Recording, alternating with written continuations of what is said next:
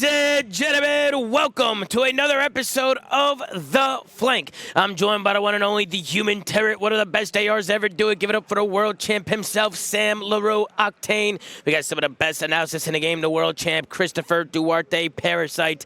We got the multi-world champion, a multi-champion, a legend and icon to the Call of Duty space. Give it up for Patrick Price Eggs. And then, of course, we got the one and only, the executive producer of The Flank. Give it up for Benjay Nassim. Gentlemen, how we feeling? Sam, you didn't intro Sam at all, did you? Yeah, he did. He was the first one. Bro, you have been blacked out all day. Man is so Sam, fried. this guy has been good? fried all day, Sam. All day. He's like, are you off the shit? Bro, he's literally been forgetting shit in 15 seconds. I don't know what's going on, bro. Like, are you good, bro? I'm good, bro. Man. Also, Duarte, sit in the middle of the couch so we can balance out. You see, let's balance it out a little bit. Look at us. I'll sit on the crack. Look at bro. us, man. It's a fucking shit show. Haggy crack on the crack. Man. I am literally on the crack. Yeah, All looks right, better, well looks better. Sam, obviously, time to get the segue to you. How are you feeling today? How are the matches? What's going on? Well, hold on. Today was fucking great, man. For sure. Absolutely. Sam, I wanted to ask you how you were doing because we missed you yesterday, Sam. We missed you. Thank you, man. I'm good. I would have done the show yesterday, but I was off of a 36-hour fucking travel day bender, and I was delusional by the end of the first Oh, day. yeah. So I figured, bro. Get you some sleep. I know you were all over the place. I know you're on a bunch of flights and shit. So I appreciate you being here, Sam. It's always a pleasure. man.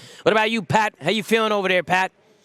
Good. Finally got some good ones, Tom, to talk about. All the shitters are out the tournament now, so all the matches are good. Yep. Excited. Yep, definitely got some of the shit teams out the way. Wait, Pat, are you coming to the event tomorrow?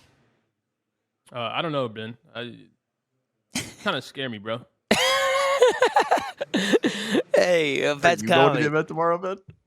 Yeah, Ben, are you gonna be here? I'll be here at 9 a.m. Coffee and COD, absolutely. Yeah, if he remembers. What about you, Chris? I'm doing good, man. Yeah, great day of COD. Dreamhack's been fucking amazing. The crowd here was electric, especially during those Optic matches.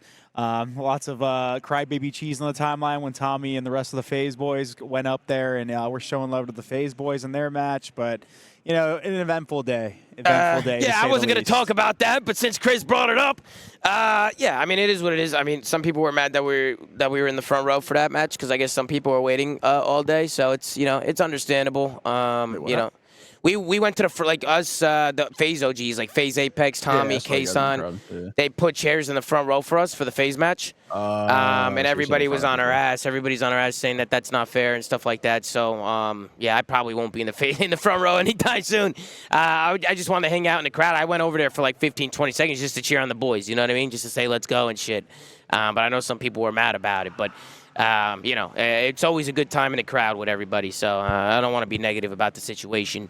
But, yeah, some people are angry. They got the pitchforks You know out. what's crazy? I on think the Twitter, people Sam. that were mad weren't even people in the crowd. It was people at home. No, watching. it was one of the big Optic. Wait, deadass? It all started because they put the chairs in front of one of the bigger, more vocal Optic fans on Twitter. That's how the whole thing got kicked off. Yeah. Oh, no, bro. The people that own the brand are in the front row. Oh, my God. I mean, my thoughts on it, like, I get the thought process. If you're VIP, you pay a lot of money to get those seats. You get early to get those seats. I think this is like a one exception to it because the guys that were sitting in that row are OGs, people that have given back to the scene over the years, guys that are coming to the event. It's great for production. It's a great feel. Obviously, feel for some of the VIPs that got seats in front of them, but I just think people are making a way bigger deal out of something that's not that big. Well, the VIP seats are like 10 rows, is it not? Isn't it like the first 10 rows? It's like think a it's lot not- more terrors, I think. I think they just got there early to get the front row. I think it was really just, it came down to fans that were camped out trying to get front row seats for that series, upset. They put a couple of chairs I in could see front of some them. frustrations, man. You know, Yeah. I could see it, but that wasn't our intention, right? I mean, that's not. We just wanted to support the boys. Well, on the right? bright But- side, there was almost a fight on stream. Yeah, between two we'll get players. there. Yeah. We'll get there, right? We'll get there. Oh, but man. we'll definitely lock into the matches. Let's lock in. We have a lot to talk about. We got 5 matches to talk about today, and we got our top 4 teams headed into Sunday. So let's swap on over and talk about the first series of the day. We had the Los Angeles Guerrillas going up against the Toronto Ultra. This one ended in a 3-1 finish in favor of Toronto. First map, Skyline Hardpoint, 250 to 34 in the Skyline Hardpoint in favor of Toronto. So I don't know what the hell happened there, but LAG did bounce back. They won the search 6-4, but it didn't seem to matter too much as Protocol controlled. They lost 3-1, and then a close red card, 250 to 246, which in my opinion, I thought LAG kind of tossed that one away. I thought we might have saw a map 5 there. But we'll scroll down, take a look here at the stat sheet and see what's going on. We got a .87 from Fellow, a .85 from Kismet, a .96 from Lunars, and a 1.13 from Old Johnny, the only one on the squad positive in this one. He had a lot of damage in this one as well. Johnny leading the whole lobby, even with Toronto. You got a 1.04 from Beans, a .87 from Kleenex in this one. Insight with a 1.13, and Joe Thieves with a 1.19. Great plays coming in from Toronto. We'll scroll down, take a look here at the match MVP. It's going to be Joe Thieves with a 1.36 in Hardpoint, a 1.0 in Surge, and a .96 in Control. Sam, we'll start with you. You weren't here yesterday, so let's get your thoughts. LAG, they get bounced out of the tournament. Toronto Ultra take care of business. What did you think, Sam? This should have gone game 5. Yeah. We'll talk about Toronto because they had another series today, but after this one, I was pretty concerned. LAG is obviously the second worst, if not the worst team in the league. So I thought that they, all things considered, actually had a decent event. They beat C9 yesterday. Should have taken Toronto game 5 if they don't blow a 100-point lead at 246 in the map 4 red card. So I was all things considered, positive event for LAG. Not that it'll matter. I'm sure their roster will probably be different for EWC, but I thought this series meant a lot more for me from Toronto. I think that these guys just really don't look good. Again, we'll talk about them when we get to the second series they played today, but I was pretty worried going forward for Ultra after watching this one. Yeah, I mean, Sam, we were talking about it yesterday, but Toronto's definitely looked like they've taken a step back, like as a team, and I'm curious what you think it is, Sam. Like, why are they looking so shaky? I feel like we were so high on these guys, and now we're obviously getting to the end of the year, and it just seems like they're just kind of falling off a little bit, right? I mean, they still have spurts of showing really good moments, but I mean, especially with, like, for me at least, I feel like sometimes they just rely on Joe or Kleenex or somebody to kind of like pop off, you know? I mean, Insight had a good series here, but I mean, what do you think it is? I think the individual performances have dipped a little bit. Like Joe, I think probably going back 2-3 weeks, he hasn't been like kind of how we expect him to be for the majority of the season. I thought Toby had made a ton of progress as a player coming into this event, and then I think he's kind of dipped back a little bit. And then Beans and Insight, both ARs, just have severe respawn inconsistency problems. I think they're okay in search, but both of those guys are super hit or miss in respawn. So I think that they may have just been trending up and playing well, but now we're starting to see the other side of that coin. And again, I was really high on them going into the event, so maybe it's my fault because I had thought these guys were going to make a grand final. You cursed I them, really Sam. thought that You cursed them. I might have cursed them, bro. I might have. But yeah, I think it's just across the board individual issues, and then I think their hard point isn't as reliable as it was before. Granted, they had a 100-point comeback today, but Yeah. What about you, Pat? How you feeling over there? What you think of the series? LAG, they got eliminated. What are your thoughts? I mean, great showing out of Johnny, but this team is horrible, even though they beat Cloud9. Look, we said it a few days ago, or a few flanks ago. Logo needs to be changed tonight. Roster needs to be announced tonight. We need everything new out of this camp, bro. the LAG are done. I don't want to see this team anymore. You think they'll be at the bar tonight, Pat? Maybe working on talking about roster decisions or something? Maybe making some changes or what? We can only hope. We can only hope, Tom. As far as Toronto, I mean, I pretty much agree with Sam. I know we'll get to more on Toronto later, but maybe I was curious. I was going to ask, we talked about it with Carolina. That roster debacle happened with them, like trying to get Kenny, dropping Vivid, whatever, and then they kind of just fell apart. Maybe Toronto was similar, bro. Like the whole Merc thing happened, and then they get rid of him. They send him to Optic, and he's obviously great. Maybe that kind of is lingering in their mind, bro, like the what if scenario. So, right. Yeah, I don't know. Something to think about. Yeah, I'm curious as well. I mean, I really don't know what it is. I'm curious to see what they think it is, But what do you think, Chris? What do you think of the series? LAG, they got bounced today. They haven't really been looking too good. What do you think of the series? Good showing for Johnny. He also had like a really good online series, I think, against who was it? Was it Optic? Yeah, it was Optic where they upset him. So yeah, I still think Johnny has potential. He's kind of in that situation where he just gets put on bad teams and he's kind of just up and down. But I think if he gets put on a better team, then he might actually be able to progress as a player. But it is what it is for him. On that side, on the side of Ultra, I'm going to rip the Band-Aid off. We are going to talk about them later, but Beans and Insight, when it comes to playing against top teams, these guys just have not shown up at all. This team lives and dies by whether Kleenex and Joe Thieves are carrying and doing literally all of the slaying work most of the time.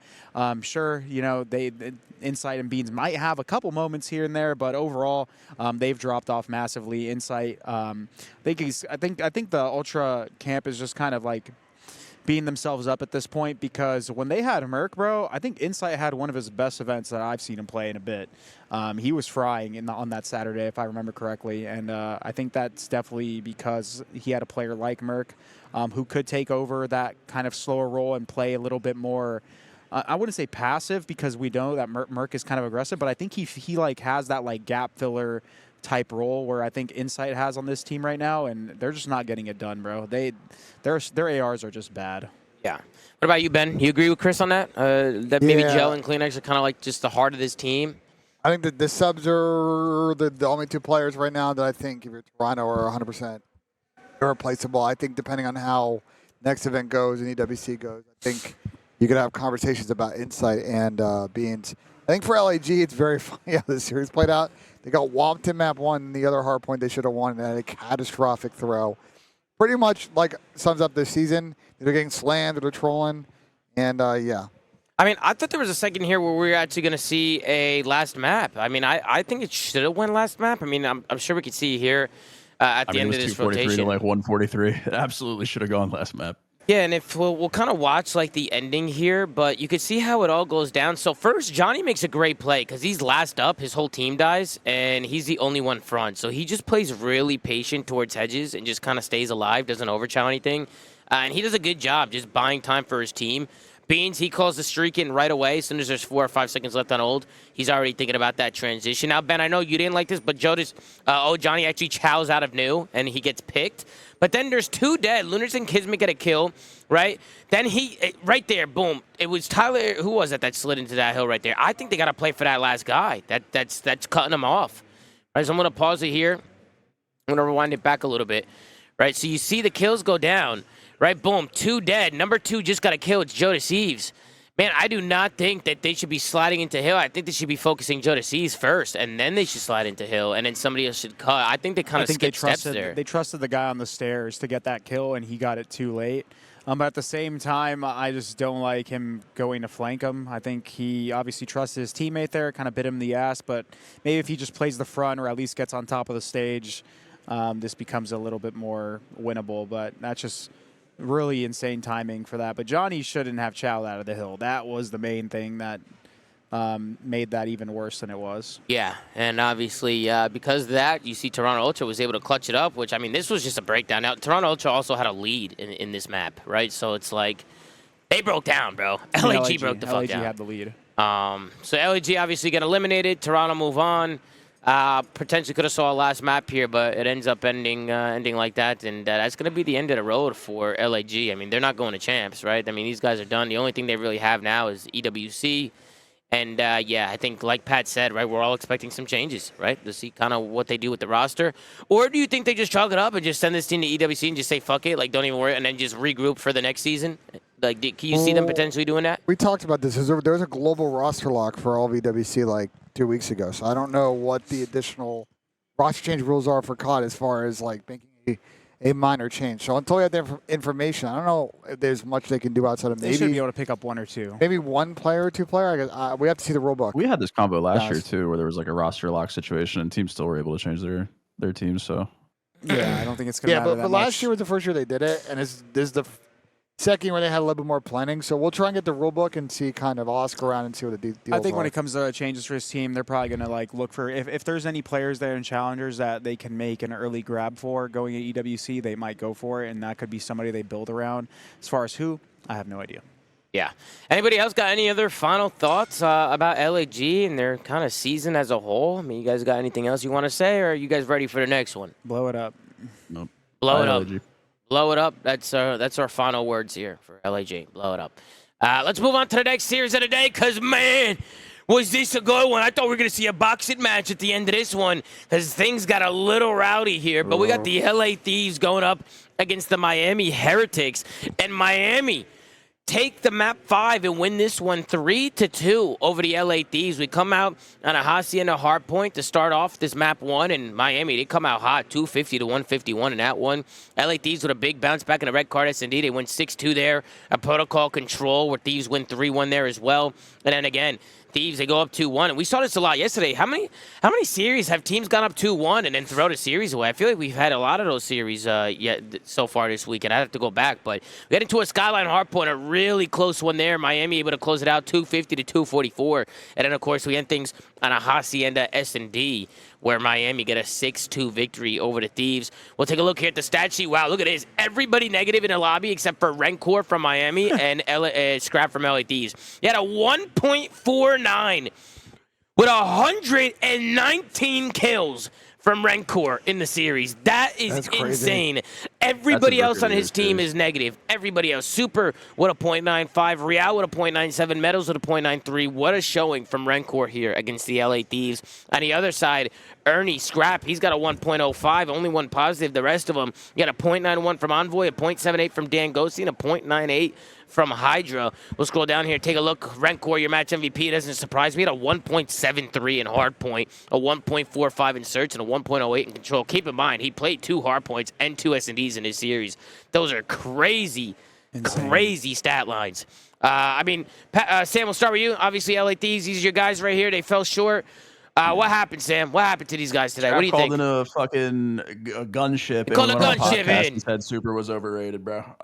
This was the most juju series of all juju. You're telling me Ernie's accidentally calling in a gunship that costs 20 seconds of a 240, 250 hardpoint, bro, and you're going to tell me Are we saying that Triple H? Are you saying Triple H scripted this shit? Is what you're saying? Bro, I've seen all I needed to see, man. Wait, Sam, did you see Dan calling an RC car too the next series? He called it an RC car and Hardpoint? Immediately with it. Yeah, bro. With Skyline Hardpoint is cursed. Miami, I think that was Rookie of the Year, or ROKKR's Rookie of the Year series. Kind of like, do you guys remember last year when Gwyn had like a 2.0 against New York online, and we were like, yeah, this guy just like locked it up. That was kind of that series for me. ROKKR just kind of put his balls on the table. So I'm a big Miami fan, so obviously I was upset that Thieves lost this, but I'm happy for the guys in Miami. I think they're a very easy team to root for. I think they play great COD, and I've just been a fan of them the last couple of months, so I'm happy to see them continuing their success. On the side of Thieves, again, calling in a gunship on accident, bro. Like, what the fuck it's am I right supposed here. to say about that? I have it up actually right now. So you see number 5 on a minimap. He's just staying still. 25 seconds. It's Ernie in a gunship. And I mean, he's probably tweaking and losing full right now because they need him in the play. This is such a crucial moment here. The animation. So there's like a 20-second animation that happens when you call it in, and you can't get out of it. So that's why he's just sitting there. That is insane, bro. And then there he is in the gunship, and get all these ads out the way. You can see here, Ernie. I'm gonna try and freeze from it because bro, I didn't even notice at first that he was in a gunship. My chat was like, "Hey, moron, this guy's in a gunship," and I was like, "Dude, what the fuck?" I'm like, do you think they win for sure if he's not? I mean, they're spawning out front. Like they have to go. They were spawning out front. He has a Hellstorm back pocket to maybe kill ROKKR when he was on the table in the back. Like, I can't tell you for sure if they win, but it's a higher percentage with him on the map. I mean, they're also losing probably one of their. I mean, Ernie was fucking shooting the last 2 hills of this. Like the last 2-3 hills of this map, Ernie, he was negative. Like, by a lot. Like, he was getting shit on. And in the last 2-3 hills, he went on a rampage. He was just tearing it up. So, I mean, it would have been nice to have Ernie in the play. Percentage, for sure, I mean, you can see down there, his neck's so long, it's cutting off his head. But that's not right, Tom. Ernie, man, would have been good to have him in that play there. But, yeah, just, dude, another thing, too. Game 5, Paco was killing himself with his nade. Like, this was such a podcast-ass series, bro. Well, that was because Miami naded him. They threw nades at the same time, right? And it blew up his nade. But Ben, let's go to you. LA Thieves obviously get the loss here against Miami Heretics. Big W for Miami. What did you think? What did you think of the series? I mean, I'm really surprised that Miami won both hardpoints in this series. I mean, Thieves, have rarely happened to them. ROKKR S&D got in. That was a pretty good map for Thieves, but they played that pretty clinical. I think Miami blew kind of a lot of man up and situationals in that map. And I thought it was over after the protocol. I thought it was going to be a 3-1, but that Skyline was a banger. Yeah. And then we'll get to it at the end. I think there was some spicy on-stage stuff that maybe we got a little bit of storylines for champs. Or maybe later in this tournament, we'll see. But that was pretty hilarious to watch. Yeah, it was cool to see. I mean, they were going at it. I mean, they were definitely going at it and stuff. We'll pull it up once we get everybody's thoughts, and we'll take a look at it. But what about you, Pat? Thieves come out, they get the loss versus Miami. Miami looking good. I mean, they look really strong. Pat, what are your thoughts? I mean, this was the one series that had, like, I don't even want to call it upset potential, but, like, I think we all favored Thieves, but, dude, like, all of us thought in the back of our mind Heretics could easily win this. Right now, Heretics are defying the curse. They're in winter finals now after going 5-0 in the online stage. So they still got a battle against that. But yeah, I mean, I think they had a good series. I wasn't expecting them. I thought this was going to be like a Neslo angle if they were to win Yeah, it. both But hard points was crazy, right? That was crazy. Yeah, Pat. winning both, and especially the first one was convincing. Like, I mean, I think that caught a lot of people off guard. I still would have liked to know what would have happened if Ernie didn't call in the streak, but I guess we'll never know. Pat, isn't it kind of crazy that you can't like take those streaks off, right? Like I feel like in a competitive game, like They should be banned. Yeah, it's insane that it's even Yeah, possible to call I don't it. Like that's understand it's not crazy to banned me. out of the rule set. Yeah. Yeah, right. I mean, in a competitive game, right? I mean, that shouldn't even be possible. I don't think they have. Wait, but a like setting every to COD, ban every in- COD ever, the streak was just banned, and like even if you had it selected, or it either wouldn't let you select it in the menu UI, or if you did have it selected, it just wouldn't populate in your streak window. Like, Right. You wouldn't see it there. Well, the thing is about the game that's stupid is in Prime Match when you put the Call of Duty League settings on, it only tweaks settings, but it doesn't like actually physically remove any banned items out of like classes or streaks. But when you go to play ranked, all the shit that is banned, that's supposed to, well, not everything because they fuck it up. But anyways, you get the point. Yeah. They're gone. You can't select the streaks, so that's just diabolical. That is weird for sure. Yeah, but Chris, what you think? What you think of the series? I mean, you guys pretty much covered everything, but the one thing I want to say was, dude, ROKKR, he's got his dad here. He's got his brother here. That's awesome, they dude. came That's all the way awesome. from Spain. The fact that he's doing this on the main stage against literally one of the best teams in the game, if not arguably the best team in the game. I mean, like, you can't, like, he just deserves, like, all the success that he's finding, and he's playing fucking insane. So, Yeah. I mean, yeah, definitely locking up that Rookie of the Year conversation for sure. He came from Challengers, though, right? Yeah. My bad, Envoy. I mean, yeah, Yeah. they had a bone to pick with the Thieves boys after this, as you guys see on stage. Well, I mean, Envoy has made a lot of comments. I guess I think most of it started when they were on that podcast. I guess LA Thieves was on a podcast, and I guess they all started talking about Super and how he plays, right? Kind of his play style. He said that he front baits a lot, he's kind of a kill whore. You know, they were making comments like, you know, if I played like that, you know, I'd drop a 1.62, right? Just kind of making like little side comments like that. Clearly, They never said that about ROKKR, though, right? They never said that about ROKKR. No, think so. they Like didn't. ROKKR's been highly respected the whole time, I thought. Yeah, he has been. It was just. I think it was just towards Super. Or plus 40's insane. I just think Yeah, to, crazy, Yeah, man. he had a Crazy. fucking fuck you. Seriously. I just think to Sam's point, listen, like if you're going to players gotta be mindful of this. If you're gonna say that you're gonna talk shit, you better back up your shit, or you're by saying that, you know that Miami is putting that on the bulletin board. You know it's some frontish of mine. They know that when they do win this, that they're trying to pay off what you said about them. And as you can see, the clip what I about to tell you, see, Ben, there was some what I emotion tell on the you a line few here. months ago, bro. Same thing with Shotzi, bro. It's not easy to talk shit, bro. Because you got to be able to back it up non-stop, bro. You can never get caught lacking. Shotzi learned it the hard way. Well, I fear Maybe Ernie got this caught is- lacking this here. is one, yeah, this was just one that you have to learn. Wait, also watching this back, you couldn't tell it in real time, but Ernie was fine until he hit himself in the Yeah. face. And then he tweaked. Wait, what do you mean? Like if you watch it back, I thought when I first watched it live, like he just had a crash out. But like if you watch it back, he was fine. He was like, just doing a normal like, go fuck yourself, good job, whatever. But Super, I guess, was super hyped, and he fist bumped a little too hard, and he made Ernie like hit himself in the mouth. If you watch it, like rewind it and Yeah. put it No, in, I like, saw. I 55. saw when. Well, I think that's why Ernie got pissed because he punched his hand. Yeah. But he was fine beforehand. It was just when he smacked himself in the mouth. Yeah, is can when we he see got that in tight. slow motion? Well, I mean, he punched his hand He into his put- mouth. I mean, that's- Oh, he Yeah. was trying to fist bump his He's hand. trying to fist bump. So Ernie was gonna fist bump, and then he changed to a flip off, and then obviously didn't put enough weight Yeah, behind so it. it was a Got- valid crash out, weight but behind it. There's a lot of funny The things. recoil on Ernie's bird it was looked too much. way different, bro. Yeah, there's a lot- The recoil on Ernie's middle finger. There's a lot to unpack from this clip. There's that. If you press play now, yeah. there's what Jalen Rose likes to call the hold me back moment here. Except there's no teammates here to hold me back because Envoy's talking shit.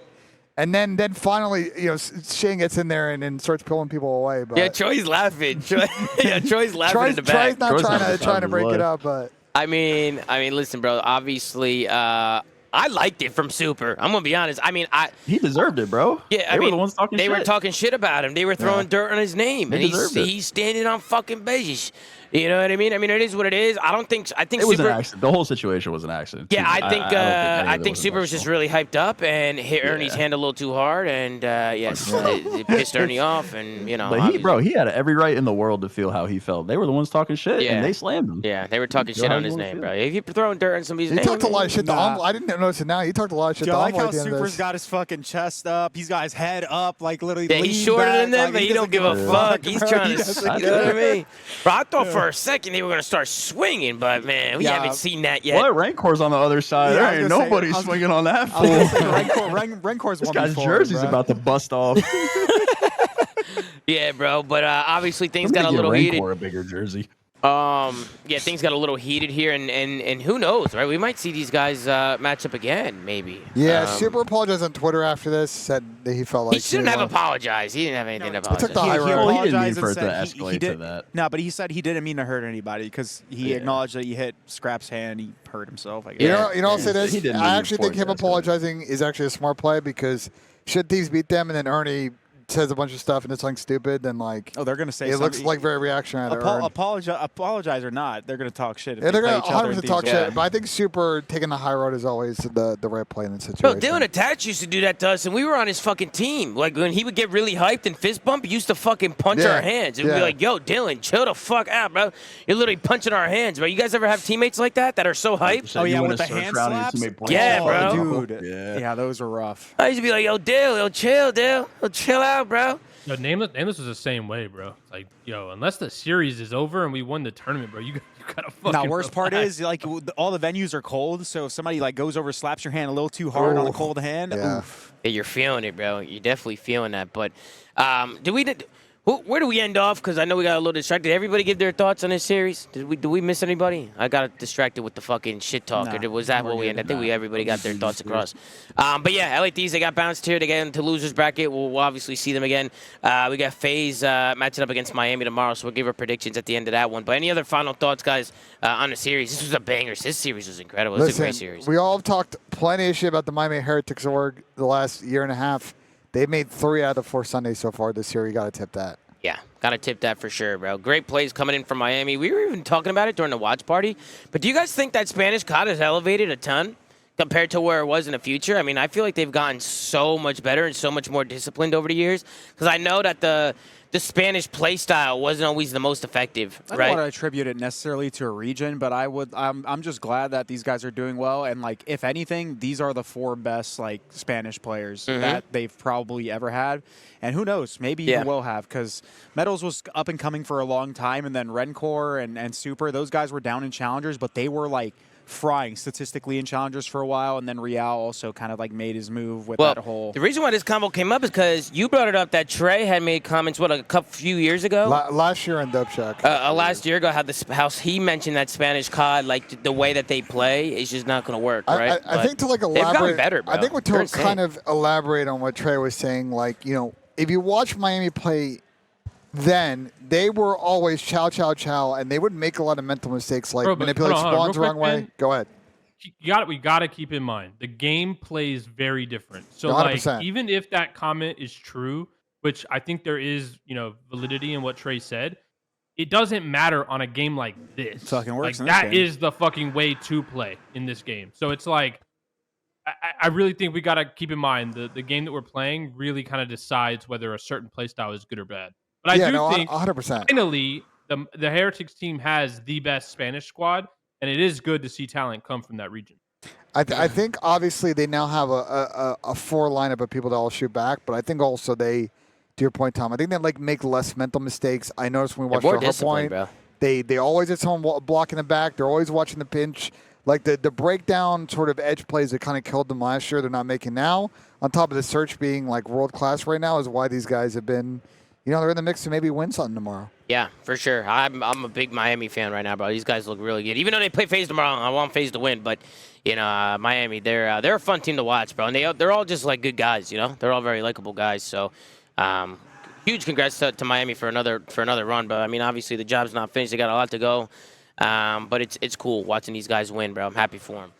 But let's swap on over unless anybody's got any other final thoughts. Anybody else? Nope. Alrighty, let's move over to the third series of the day. This one was a banger. We had Atlanta FaZe going up against Optic Texas. This one ended in a 3-1 finish for Atlanta, but man, was this one close. A 250 to 246 on a rewind hard point to kick things off. Atlanta FaZe come out with the W there, but some big moments at the end to clutch things up. Some big individuals plays that we'll pull up. Protocol search, that one goes to around 11, where Atlanta FaZe were able to close that one out. BZ got a two-piece nade in the first 5 seconds. They actually threw the boat nade on Protocol search, which BZ was on a watch party. He was telling me that a lot of people, they don't expect them anymore. Those are day one nades, but people just don't, I guess people don't throw those nades all the time anymore. They kind of stopped throwing them. So maybe a little blind counter there. Then the hot stand of control, that was an Optic masterclass, to be honest. I don't know what happened to FaZe there. Their controls have been have their controls been kind of ass? You were talking about Hostage control. Hostage control's been ass. Protocol's been fun. And then red card, hardpoint FaZe, they come out, take care of business, 250 to 158 in that one. But man, what a series here. This one could have gone either way. Some big moments at the end of a couple of these maps. Let's go down and take a look here at the stat sheet. We got a 1.05 from Tyler Abizi. You got a 0.93 from Selim, a 0.97 from Drazen, a 1.32 from Simp. On the other side, everybody negative except for Mercules. You got Merc with a 1.05, but you got a 0.8 from Dashi, a 0.91 from Hook, and a 0.99 from Shotzi. We'll scroll down and take a look here at the match MVP. It's going to be Simp with a 1.39 in Hardpoint, a 1.67 in Search, and a 0.94 in Control. Pat, we'll start with you. FaZe come out. They win the series against Optic, but it was a close one. Could have gone either way. A lot of big moments here. What did you think of the series, Pat? What were your thoughts? Before I get into this, Tom, I accidentally just opened Reddit. Well, I guess it's relevant to this series. Yeah. But the guy that's mad is that Caesar dude. Yeah, Who he was the fucking one. cares, bro? Who fucking cares about that guy, bro? Anyway, yeah, no, great series out of FaZe, bro. Absolutely played, felt, bro. I wanted to say though, Sam, I don't know what you did to curse Simp last stage, but man, he is playing phenomenal for me. He was on my fantasy team, bro. That's all I did. I didn't do much, Pat. I just drafted him. That is crazy, Yeah. Sam. That's crazy. He's Yeah, back, Sam. You don't have him now? He's just Pat, crazy. The lore, I got him, Tommy. He is phenomenal. He's leading all players in welcome, every Pat. category. Thank you, Sam. the lore, Pat, is our friend Soap, about a week or so ago, told Simp that he's washed. And since then, Chris has been kind of low-key frying, so...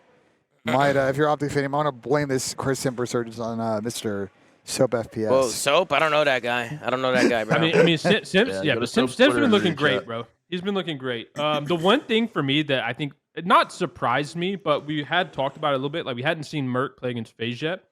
I thought he was the best player on his team in the series. I mean, statistically and just the eye test. So I think that's a really good sign if you're obviously a fan of Merc and kind of wanted to see his debut against the FaZes of the world. But yeah, I mean, his team, I think, let him down. Dashi had a rough one, but, I mean, bro, like, I don't know how many... When we talk about playing FaZe, like, if Simp's on one of these or Selim's on one of those, like, just 1.4s, like, I don't know what you're supposed to do against that. I felt like every time the camera was on Simp, he was just shitting on somebody. Bro, the way that his two-piece at the end of the map one to get the guy out of hill was insane. And they didn't even get it in real time. Him at first, but he didn't. He just gunned him out of the Bro, hill. were you seeing him chow that escalator head glitch on that P4? Like you Brandon couldn't off it, yeah. it's like a pixel head. He's chowing it with the jackal, and he's just winning it. And I'm like, dude, this guy is unbelievable right now. Yeah. But why don't you go ahead, Ben? What'd you think of the series, Benjay? I think on the FaZe side, this was just classic Tiny Terror series. I think they both had phenomenal moments in 3 of the 4 maps they won. I think on the Optic side, those first 2 maps could have gone either way. And they just kind of got blown out on the red card, just completely outplayed on the second rotation.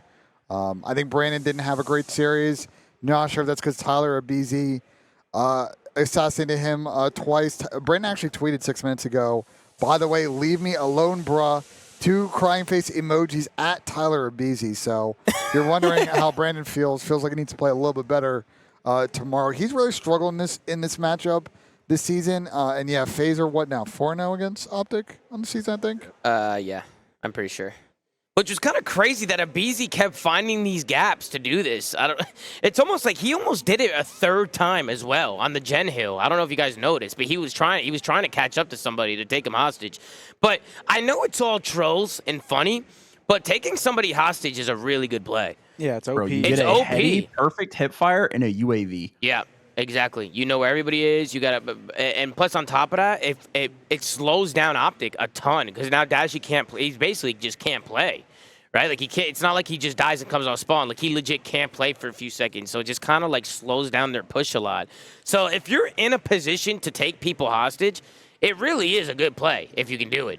I find myself sometimes it just doesn't fucking work when I'm fucking doing it. But You I just mean, don't want to pull Reese Vivid on Invasion Control. yeah, I mean, that's the thing, right? I mean, you don't want to mess it up, and then, you get shot in the back or something, and then something happens. But, Tyler. Was it Stanley? I thought that was Standy. Was it Stanley Reese? I don't know. When I his was not soul sure. turns on him or something? Yeah. I thought that was Standy. Yeah, it was Standy. It was Eli. My bad. What about you, Sam? What'd you think of the series? First two maps were really back and forth. It's kind of crazy that Optic lost the protocol the same way they lost it against LAG. They got two-pieced off the break of the last round. But yeah, first two maps were really back and forth. Honestly, the control was the most impressive thing for me, other than Simps just fucking take over. I thought Optic's controls looked really good, and beating a team like FaZe in that mode the way that they did, I thought they played a clean Hossie. But yeah, Simp having kind of one of those fuck you maps, there's not really anything you can do other than lose, unfortunately. Yeah. Duarte, what do you think? I mean, you guys covered a lot, but I will say that I think Optic might need to rethink their veto strategy or maybe some of the maps they played.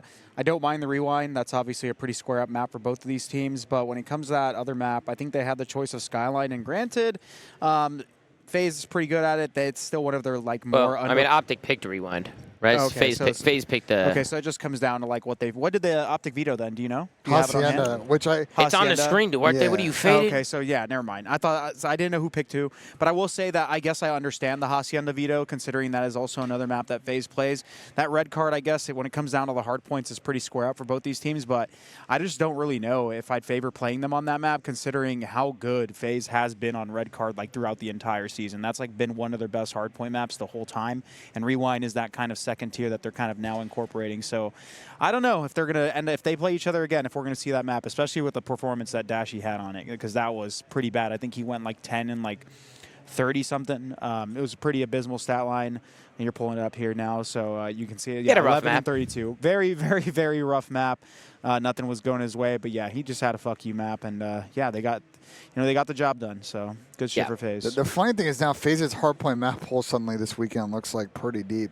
They played 4 hardpoints, won all of them, and only one of them was close. And then even in the close hardpoints, playing like that, that's what even in the close hardpoints, they're like 8-2. Simp has a in hardpoints decided by 10 points. Simp this had a season. 0.9 online in hardpoints, I think, and at the event, I don't know if it's like with this series or before. He had a 1.5 in hardpoint in at the event. So. I mean. 0.9 to 1.5 is a huge difference. On some non-funny shit, like I talked to Chris, and like what it's a product of is just working with the coaches, watching his own gameplay, and figuring out the 1 or 2 basic things he needs to do to give himself better timings, better flow on the map, so he can get going and make an impact for the team. Yeah, for sure. I was going to pull up the 2-piece from Simp at the end. I was talking to Tyler because he was actually on the watch party, and he told me that Zach took an outside of the map route. Oh, perfect. Here we go. Let's full screen this here and take a look and see what the hell happened here at the end of the game. So first you can see Atlanta FaZe. They're getting in there. They have good spawns, but then everybody dies. They get wiped. And Optic Texas don't need much time. Don't need much time to get the dub here. Simp actually didn't know that he had a streak. That's what Abizi said. At the end, he said, oh, shit, I have a cruise. And then used the cruise missile, gets the entry on hill. And then if you pay attention, FaZe, they end up swarming the hill, and then they end up dying here again. And I thought it was over. Boom. 3 dead, right? I'm thinking it's GG. But then look at number 6 in the middle. It's Simp. He finds one, snaps onto one, and finds another off hill before he goes down to Shotzi. And then you can see the outside of the map route, right? It was Draza who takes the outskirts of the map first, and then Abizi follows him up. They double hit the outskirts of the map, and Abizi gets the 4-piece. And I was telling Abizi, it's kind of like when people double hit Vent or something. It's like they don't expect 2, right? Like one guy does it. You see him, whatever you see him do it, you never expect the second guy to do it. I thought it was a great heads-up play from Abizi. Obviously, he gets the 4-piece as well. Events for Optic to lose this map is actually fucking insane. Crazy. But the timing, Go ahead. The timing that Simp has to get on Ant to even get to the position to get a two-piece. Kyler has to take the chow, and then Brandon is laying forward instead of backward, so he can't look down to kill Zach when he's outside of the map. He would have just killed him while he was sprinting. But Brandon couldn't look left because he was laying down forward and dies. It's insane. It's unfortunate. I think on the same stat on the map decided by 10 points, I think Optic is below 500 now. In that, so just a close map one. It came down to like basically one kill. I will say though, the plays that Ant was making though were insane, bro. He was being so annoying. He had a couple insane moments this map. He had a big play on one of the P2s. Yeah, he's literally 41 and 31 right now on his squad. With 2 minutes in Hill, or almost 2 minutes. Once again with these hardpoint maps, you saw it in Hacienda with the Rock Hill, and then this with Gens. FaZe these last hills on the rotation anchors they have of being the best team in the game on those hills helps them like salvage rotations where they kind of blow some money hills in the middle, and like they had a great gen hill to get back in this one today. Yeah. And then the Route 11 in the S&D. I mean, what did you guys think about that? Beezy was on a watch party saying that people don't throw trophies anymore running to boat. I'm surprised. You surprised about that, Chris? Because I feel like if you, like that nade should be like he said that people don't even throw the nade. Yeah. That's a staple grenade if you are hitting A, because if you nade and stun it, you essentially get all the information if anyone is hitting boat. So when you actually physically try to enter the A site, you don't even need to look at big door if you don't hit anything. You can just full focus in. So the fact that people aren't throwing that either, I guess in the Pro League, a lot of people don't really quick hit A. A lot of the teams, if they spread, they'll have a guy go down there and shoulder. But I feel like whenever a team does decide to quick hit A, they need to throw those nades, and you see FaZe do it. And then as soon as they got those 2 kills, they just knew A's free. Like I think this is the natural progression though of like every COD. The later the year, the better the day ones. It's you're right. Every COD ever. Even like corner spots That's how and Brian shit. Apathy wins Also, champs. I didn't even notice this. So Shotzi and Kyler die, but Brandon is there, and Brandon's one of their trophy players. So maybe he'd use a trophy the round prior, didn't have it. Was Brandon actually there the whole time with them, or did he go there after? He was there like a decent amount of time. Timing on it. I mean, anyway, it's a good call from Abizi. He even said on the watch party, he's the one who called it out. He doesn't think they're going to throw trophies down, and it's just a great call. And then after that, I mean, Abizi almost gets the ace here. I mean, he slides in, he finds another one here, picks up a third spiral, and then I thought he was going to beat this guy down, but almost gets the ace. But great plays coming in from Abizi. But any other final thoughts? I mean, Pat, you got any other final thoughts, Sam? Chris? On the side of Optic, just Smirk. He played great this series. He had a pretty good stat line. So see him like debut against a team like FaZe, because I think this is the first time they played him, and obviously this is a championship caliber team that's won 2 events already. It's good that he is not, afraid of this team, and he's not going to bow down to it. So if Optic do match up, like they know that at least their new player isn't going to get shook playing against a team like this. Isn't that what I said in my whole fucking intro about this series? I mean, I don't. You remember. just went word for word, Bar stole my whole shit. My fault. All good, Chris. All We're good. yapping a lot. You got it, Pat. You got it. All good, Chris. Pat, you got anything else you want to add, Pat?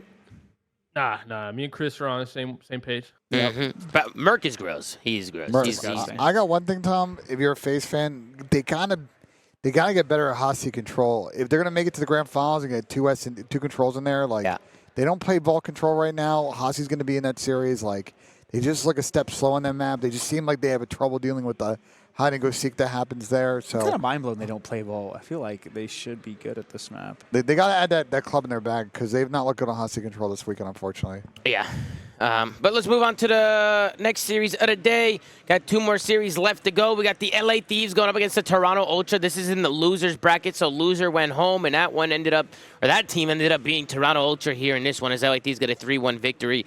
250 to 195 on a rewind hard point. 6-1 in the Hacienda Search. LA Thieves go up 2-0. Toronto bounced back into control with a 3-1 victory there, but didn't seem to matter much because in the Skyline hardpoint, LA Thieves were able to close it out 250 to 224. So good plays coming in from the Thieves. We'll scroll down, take a look here at the stat sheet, and you see there at the bottom, you got Jodeci's with a 1.17, you got Clinics with a 1.02, Beans with a 1.0, Insight struggling here with a 0.82.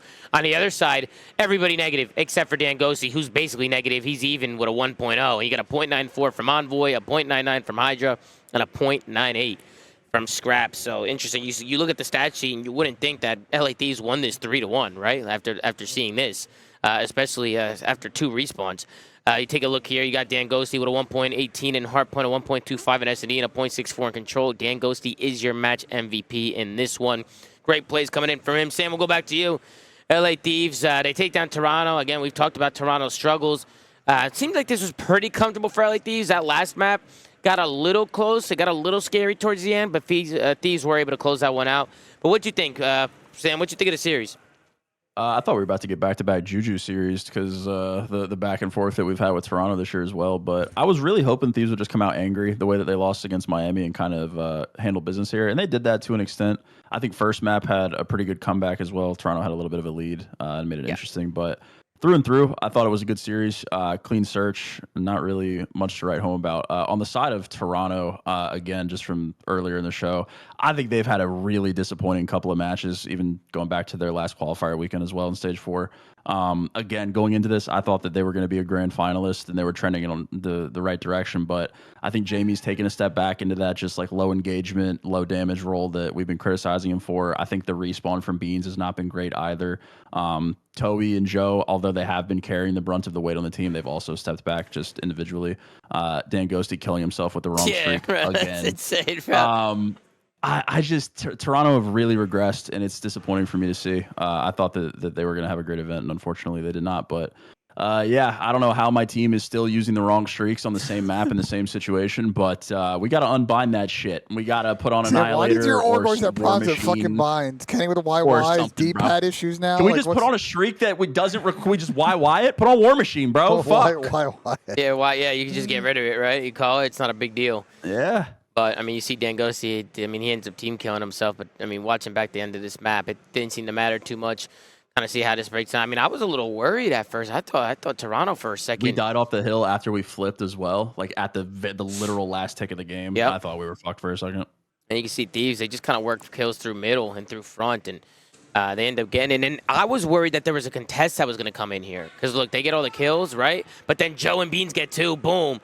And then 3 dead. If they just get there, just in time, if they get the contest and stop Thieves from winning there, they have the spawns for new. No, I don't think so because one of them spawned out. Oh, did they? Did they? I think so. Go back one to of them it. spawn out? Let me see. You might be right. I'm pretty sure they were. There was 3 dead. They they're were coming from that side, so I thought they had it. But let me see. You could be right. Let me see. 3 dead. Yeah, one of them did spawn Why out. the fuck does he? Why did he spawn out? I don't even know. Just the way the spawns went down. That was weird. Regardless, they could have pushed it to another hill, right? And it could have been different. But yeah, crazy ending there in that one. But we'll go over to you, Pat. Pat, what you think of the series? Toronto Ultra got eliminated. What they got, a top 6 placing? Top 6? Yeah, Pat, these are bro. your 2025 champions. It's looking like 2026 now. You gotta stop saying that, bro. I already declared that they were with Merc, and they would have loved to have Merc in this series as well for Insight. Cause damn, Somebody's screaming in the Challengers pit. Right, they're screaming in the Challengers pit right now. This feels like an old event, bro. Yep. What happened to the Stallions? The Stallions, Slayer, they looked really good on the first day, went undefeated, and then this morning they played the #1 seed in NA, Omit, and we choked the map 1. Apparently, we made some mistakes. We got 3-0'd by Omit. Listen, Omit was better than us, bro. Took care of business, and then Pat, we made it all the way to top 16, and then we choked, bro. We had like a 100-point lead in the map 4 to send it to a map 5. And apparently we got broken on ROKKR, Slayer, and we lost 250 to 238, Pat. I hate that. Yep. So we're gonna have to go back and see what's going on there. And now we're kind of fucked because obviously we have a guy from Australia, Zach, who, by the way, I can't say enough good things about Zach, bro. We flew this guy from Australia. These guys have had no practice, and Zach was cooking, bro. This guy was dropping 40 and 50 bombs, bro. People are calling this guy AG's son. Because this guy was in the Challengers pitch, is dropping bombs all weekend long. So I just want to give a huge shout out to Zach and all the boys, man. Symbol Swoop, everybody, bro. It's of course Cesar Skies Bueno. That's the commander right there. We needed Caesar to make this run. Without Caesar, probably wouldn't have been there. But shout out to the boys, man. They got top 16. They had less than a week of practice. Kind of put the team together last minute, and to get a top 16 placing obviously wasn't what we were looking for, but. It was better than nothing. And now we got to figure out what to do with the squad because now we got to try and qualify for champs. And we might need to make some changes because Zach's going back to Australia. I think Caesar's looking at maybe getting a CDL team or something. I mean, Caesar's trying to get back on a team somewhere. So we'll see what happens, right? We're going to have to make some changes, Pat. Hopefully someone, Tom, because I don't know what's going to happen the rest of the year, but hopefully one of these CDL orgs maybe pick Zach up on a sub contract and then sponsors his visa so he can come here and actually like grind NA challengers, get NA pro points, and maybe get on a pro team next season. Fuck this sub shit, bro. Just take the risk. Who Just cares? pick him up? Like, Yeah, bro. What do they have to lose? If there is like a prospect who's like a top challenger player Encourage V2. who has a chance, or even even if you fail, bro, it's okay. That's crazy, Sam. Just take the risk, bro. Because a lot of these guys in the league right now suck, bro. The bottom 6 teams, half of those players on those teams can just get instantly put into the challengers, and no skill diff would change in the league. Yeah. So yeah, me talking to the orgs, bro, just take the risk. Yeah. Literally. Wait, Sam, did you say encourage V2? Is that what you said? Yeah, just the way we're gassing. Be careful, bro. I mean, hey, listen. I'm not talking about Zach in general. I'm talking about challenger players in general. yeah. If Zach's like the guy that people are gassing right now, fuck it. Like he's the one to do it with. But like, Wait, Zach went to champs last year, right? Well, I'm pretty sure he'll be there again this year because of he's in the Aussie region, the Yeah, Australian so- region, and their team is the best. Chad, They did he just play, win everything. Did he play good at champs last year? I know, obviously, He his had, team didn't play he well. had some of the highest stats, yeah, but Okay. no, overall their team didn't place that well. I mean, I think just in general, the Australian teams are behind. They don't get the same amount of practice as the NA teams. They don't even play as much. But Yeah. They all have it's like for them it's more of a hobby. bro, That's what was Merck's placements, bro? Like, who cares? Like, if you're on a shit team, you're gonna be shit. That's how COD works. Yep. Period. You don't realize people's talent until they have the opportunity to get on a decent team. If you're on the Stallions, you're talented. I got an eye for talent. Isn't that right, Sam? Got an eye for talent. You know what I mean? The Stallions. And by the way, the Stallions had a great PR. They had crowds of people watching them this weekend, which was cool to see. So shout out to everybody that's been supporting the Stallions. I know a lot of people in the crowd were probably challenger players hate watching as well. I heard a lot of them were hate watching, but that's fine too. You know what I mean? We outplaced most. The Stallions. The challenger players saying they don't like them. Or Pat, they don't like them, Pat. Jesus. But they're all in your DMs trying to get on the Stallions, aren't they? Probably. Yeah, they are now. Probably after seeing some of the crowds and stuff, they probably want to. I mean, we're gonna have to figure out what to do with the squad. Pat, we gotta go back to Stallions tryouts this week. Back to the tryouts. You know, The whole squad? We don't even have a foundation? Well, no, I want to keep Symbols and Swooty, but the problem is, Pat, is in order for us to get to champs, we need pro points, and Symbols and Swooty didn't play this year, right? Swooty didn't compete at all at challenges. Like, he's just a Splitgate world champion. I thought he was good, so I threw him on the Stallions. And then, of course, Symbols. He didn't play at all because he works a job and goes to school, right? So nobody would pick him up. Fucking insane. Yeah, nobody wanted to play with him because he has a job. So, it was cool to see them kind of make a name a little bit for themselves and perform and do what they got to do. But, yeah, we got to figure that out because in order to get to the LCQ, we need pro points. So we might need to pick up some people who have pro points, right? We might need to pick up a whole new team. Like, who knows? But I do want to have a Stallions team at champs, so we got to figure that out. We'll figure that out during the week. But let's get back to the match. Pat, do you have any thoughts on the match? Yeah, this one. Yeah. I mean, clean dub from the Thieves. Yeah. I mean, again, I kind of want to reiterate the Toronto stuff. Like, versus the top teams, bro. Like, they especially the ARs just kind of crumble. So, I mean, it's weird because like Toronto, we had them top 4, top 3 all year basically, for the most part. And yeah, I mean, they're picking the absolute worst time to start to crumble. So I'm not sure what they can do. I don't think there's a roster change they can make. I mean, they're just gonna have to hit the regain for champs and EWC. But I mean, like I said, this team has one of the most talented sub duos in the league. Their ARs gotta pick it up. Mm-hmm. Yeah, what'd you think, Benjay? What'd you think of the series?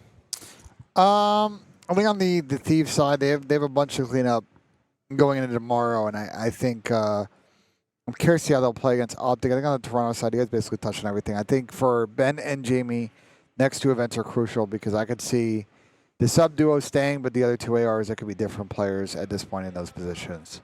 Yep.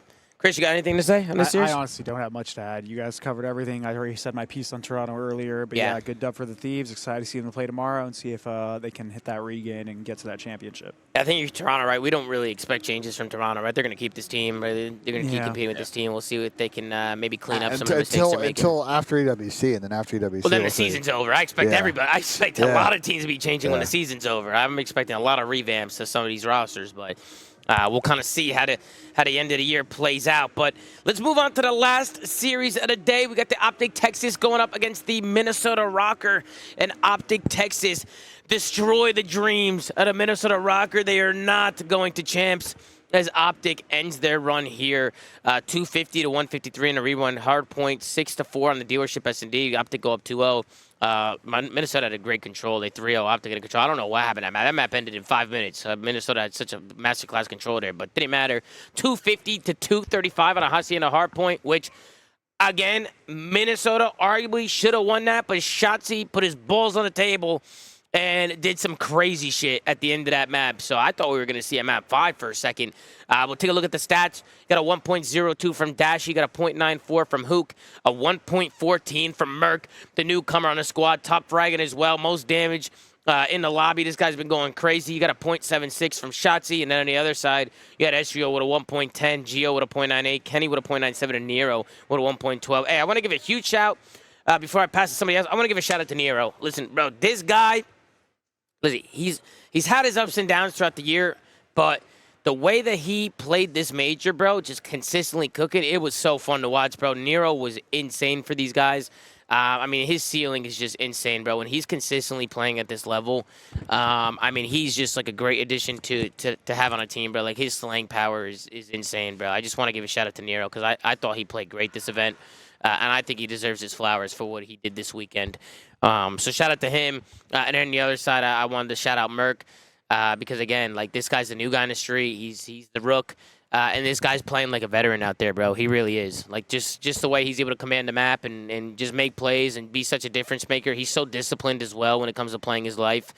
He's really fun to watch. So shout out to Merc, bro. He looked great. But we'll pass it to you, Benjay. What you think of the series? Ben, we got Optic taking down Minnesota. What are your thoughts, Benjay? I agree. Merc fucking fried today, so shout out to him. I think he made the plays, especially in that map 1. And I don't know what happened to Vault Control. They just got kind of walked over in that. They got fucking fried. And on ROKKR, bro, I mean, it's a season of missed opportunities. Every time, in every situation, every map that was close, these guys found ways to lose from positions that they should be winning from. And you do that so many times, you're just going to run out of lives and an ability to stay in the race for champs. And unfortunately, their time has come. And the flight to Cabo is at the gate. Oof. Yeah, and we can actually, I mean, Chris, give your thoughts on the series, but I do want to show the last ending here, the Rock Kill, because you'll see how Minnesota have the numbers here. Yeah, Mercules, I mean, he played fantastic this entire series. Praise be to that guy because he showed up big for them. If he didn't play this way, like, this might have been an Optic loss. But, yeah, on the ROKKR side, they fucking choked it. You're about to see it here. They pretty much got all the kills, and then Shotzi just absolutely fucking kills everyone. So, yeah, insane play out of Ant there. But outside of that, I mean, relatively quiet series. They had the numbers, Chris. Yeah, relatively quiet series from the rest of the Optic boys, but Merc kept them in it at the beginning, and then Shotzi just calls game here. So, I mean, still excited to see this Optic team play. I think that their FaZe series, they could have easily turned that around into a 3-0. But yeah, we'll see how they go tomorrow for ROKKR. Yeah, I'm a big Nero fan. I'm still waiting for at least a middle-of-the-pack team with maybe a little bit more experience, less youngins on the roster to kind of see this guy's potential. Because I think he just needs to get away from these young teams that he keeps being put on with, like, people that are either, like, just coming in the league or, you know, like, inexperienced. Because I think this guy's career could develop, man, if he gets on a team with more staple players. Because he's fucking, dude, he has one of, if not the most incredible pop-off out of like any of the players in the league, maybe outside of like the top players. So I mean, I love seeing when he's frying. I love seeing him play. Yeah, I mean, Pat, I want to send it to you. I know you've had your concerns with the sub duo from Minnesota ROKKR, including Nero, because he's just been so up and down, right? Like the consistency, right? It's like finding those different gears. But this weekend he seemed pretty consistent, Pat. I was pretty impressed by his play this weekend. What did you think, Pat? I mean, yeah. Like, again, the problem with Nero has never been his talent and his skill, or his ceiling. I just think he's a player who has to be hot. Like, if he's like I said, when you flip a coin, he's a 50-50 player. And this weekend he was hitting every fucking time. And he was on fire. He was the reason they went as far as they did. This was obviously their like last push to try and make champs, although it was borderline impossible for them. But yeah, I mean, I still think, like, to Chris's point, it's still a risky play because, you could build around Nero and then, I mean, count on this guy as your star player, but he could just have fucking multiple off months. So yeah, it's a weird thing, but he definitely showed out this weekend, so he deserves the credit. On the flip side, I mean, Merc, this guy's only 20, right? I think he's 21. Is he 20 or 21? He's either 20 or 21. Yeah, I just want to confirm. Thank God he's still young, because carrying Shotzi this much. I mean, we don't got to worry about his back that much right now, but it's something to look out for, you know, in the coming years. Because damn, Shotzi needed it in this one. But yeah, I mean, it sucks. I think this is now the first CDL champs that Kenny won't be at, if that's right. Correct. Damn, which bro, is that kind of sucks, crazy. bro. But yeah, I mean, it was a good win out of Optic. Obviously, I think we all kind of favored them to win. It would have been really interesting though if it did get pushed to Game 5, if they were able to clutch up that Hacienda, because who knows what would have happened on that rewind. But Yeah. but yeah, I mean, man, if it went to a map 5, it would have been scary, bro. Who would have known what would have happened there? But. ROKKR pretty decent rewind S&D, so. Yeah, let's go over to Mr. Sam LaRue, the Human Terror. What did you think, Sam? What are your thoughts on the series? Well, you guys summed it up pretty well. I mean, you guys talked about Nero, so I don't need to, but I think he made the conversation of their offseason a lot more interesting because we've been pretty critical on his play style and just consistency as a player, and I think he played his best event ever this weekend. I thought he was incredible from start to finish every series. So I definitely want to piggyback on that. Optic, though, I thought this was just a clean win. I thought they played well. Control was weird. I don't know. LAT lost the control today. Optic lost the control when they've looked great, and it was a 5-minute map. I don't know what the fuck happened there, but they have an opportunity to actually pass Ravens tomorrow for a 6th seed for champs to avoid a FaZe or LAT matchup if they do win against LAT tomorrow, which is ironic, but big opportunity for them going forward for, I actually didn't know the that, champs Sam. seeding. I didn't know that. So have there they could be some played switch Thieves ups. yet? Even online, I did don't they know. ever play? I don't know if they've played. Have they played online? Not with their current team. No. Does anyone not chat my know current if team, LAT lose to Optic is FaZe guaranteed #1 seed? Yes. Probably. Yeah, it's whoever I'm pretty sure outplaces, they I are. think. Because It's the whoever- difference it's between whoever FaZe and outplaces. the difference between FaZe and Thieves is like very minimal, right? Like 10 points or something. It's like 10 points. And I will say yeah. on the Optic side here, LA Thieves, even when they had like Pred like on the roster, that old team, LA Thieves would say that like Optic would play them like close in practice, even though they couldn't translate it to matches. So I mean, if Optic is technically a better team now, I mean, who knows how this series could go if they just match up well against Thieves in like maybe their practice or whatever. We'll see. Yeah. But let's take a look at tomorrow's matches. So we do start things off here in the losers round 4. We got LA Thieves going up against Optic, then followed by the winners final, Atlanta FaZe versus Miami, and then we'll see what happens there to decide, who's going to be matching up against who. But let's give our predictions. We got LA Thieves going up against Optic Texas. I personally going to go with LA Thieves on this one. I feel like LA Thieves just. I felt like their loss today, especially earning calling in the gunship. I feel like they want to make a run and get back in there, maybe get a rematch versus Miami or something. So I personally have Thieves in this one. Optic have looked a lot better, but I just think throughout the year, Thieves have just looked like a stronger team. So I'm going to go with Thieves 3-2. I can actually see it being a grueler because Optic's been competing. They've been showing out. But what do you think, Ben? I got Thieves 3-1. This is an early day match for both teams, so I'm a little iffy on it. Starting slow, but I think I trust Thieves more in this series than I do Optic, to be honest. Chris? I'm going to pick Thieves. I think Texas still just needs a lot. They need a lot more time to improve into that championship form, and who knows if that will be by the time champs rolls around. But right now, I'm going to give the edge to Thieves. All right. Sam? Dave's. Pat? Nate Shot and Co might be at the venue tomorrow, and they might be given a front row seat in front of that Caesar guy. So I'm gonna go Thieves here, Tom. 3-0 dominant. Hey, listen, I got nothing to say about that situation, bro. I got nothing to I will say say about that. if Optic win this series, this tournament gets really interesting because I can see them getting delusionally confident if they beat Thieves. Yeah, that could be. Optic might make a run. Bro, I wouldn't be if they do that. I would probably see a FaZe Optic maybe final. Maybe. I mean, I got Atlanta FaZe over to Miami Heretics personally, but that could be a scary one. I know Miami plays FaZe very well, so I can see that going either way. But I'm going to support the boys. I'll go with Atlanta FaZe. But who do you got, Ben? I got FaZe Game 5. This is a tough matchup for FaZe. They gotta get momentum early in this one and put Miami away. They let them linger around, and Miami are a hard S&D team, and you don't want to play them in a Game 5. Yeah, Chris.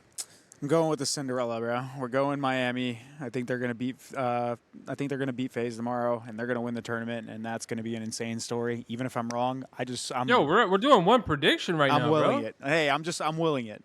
Yeah. What about you, Sam? Vamos, bitch. The fuck?